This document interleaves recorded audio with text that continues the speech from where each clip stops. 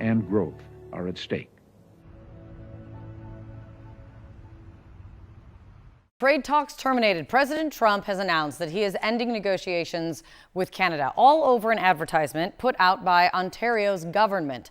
The ad uses the words from President Ronald Reagan in a 1987 address. When someone says, let's impose tariffs on foreign imports, it looks like they're doing the patriotic thing by protecting American products and jobs.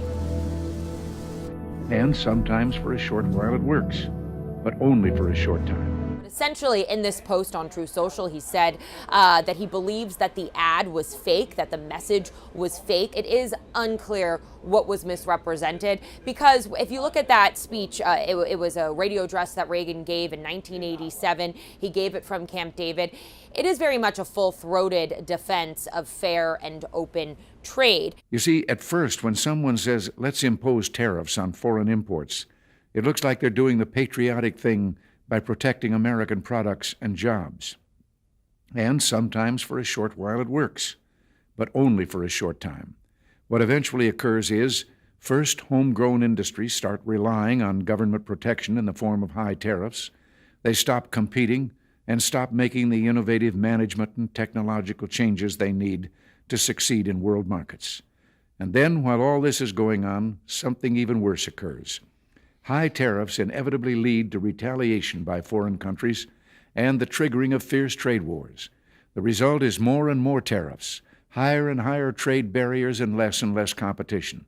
So soon, because of the prices made artificially high by tariffs that subsidize inefficiency and poor management, people stop buying. Then the worst happens. Markets shrink and collapse, businesses and industries shut down, and millions of people lose their jobs. The memory of all this occurring back in the 30s made me determined when I came to Washington to spare the American people the protectionist legislation that destroys prosperity. For months, we have stressed the importance of distinguishing things we can control and things we can't control. We can't control the trade policy of the United States. We recognize that that policy has fundamentally changed from the policy in the 1980s, 1990s, 2000s. And it's a situation where the United States has tariffs against every one of their trading partners to different degrees.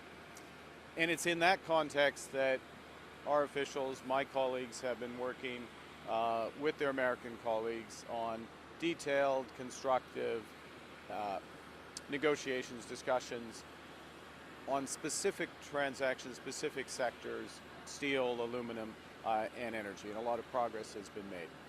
And we stand ready to pick up on that progress and build on that progress when the Americans are ready to have those discussions, because it will be for the benefit of workers in the United States, workers in Canada, and families in both of our countries. Mr. Hassett, just very quickly, what it has been so challenging about dealing with Canada in trade negotiations? I guess the lack of flexibility, and also I would guess that leftover behaviors from like the Trudeau folks that can be very frustrating for people who are negotiating. Sir, two questions, if I may. I know you're going around here quickly. Yep. For just simply your assessment of the latest inflation numbers, CPI numbers, 3%. The inflation numbers were fantastic. 48 Bloomberg economists got it wrong. It was the core was down relative to August and down relative to expectation. And the top line number actually was inflated because there was a shutdown of a refinery in Indiana that made gas prices go up a lot in September, but we've seen those have already come down, so we're highly confident that the next number will even be below this. And that's really, it's important to think about the theory of why this happens. It's not just about the numbers, right? So what happened was we got the worst inflation spike that we've had in our lifetimes because President Biden and his team had runaway spending, runaway deficit spending. I'm here to tell you that we just ran the numbers getting the monthly Treasury statement, and the deficit this year is going to be about $600 billion lower than it was last year. And that $600 billion decline is about equal, $200 billion of it is lower discretionary spending. And so because of that, there's less inflationary force pushing prices up. And so normal macroeconomics got it right when we said that Biden was going to cause inflation, and we're using it now to get it back under control. And then on this ad that President Trump was referring to up in Canada and Ronald Reagan, have you seen the ad, sir, yourself? I'm not going to talk about that. Mr. Hassan, sorry, it was hard to hear you. Is there an update with regard to potentially placing tariffs on Colombia? That is something that the president... I don't have an update for that, sorry. Mr. Hassan, sorry, forgive me if you already addressed this, it was hard to hear you, but was there something specific that changed in negotiations with Canada that elicit that are why the president... I'm not directly engaged in the negotiations, so you should talk with Jameson Greer, especially. He'll be the one who will update you on that. And then on the SNAP, if I could follow on the SNAP payments, are you expecting the administration to release any kind of funding for I think Russ Vought will get back to you on that matter. Are you optimistic that you'll be able to get a trade deal with China before November 1st? We'll see how it goes. But we've got the top negotiators on earth, Scott Bessent and President Trump on the case. What so happens I got if you to don't go make back that now, guys. deadline? President Donald Trump says he is ending trade talks with Canada, threatening once again to upend the crucial economic relationship between the United States and its second biggest trading partner. He's taking issue with this ad released by the government of Ontario last week.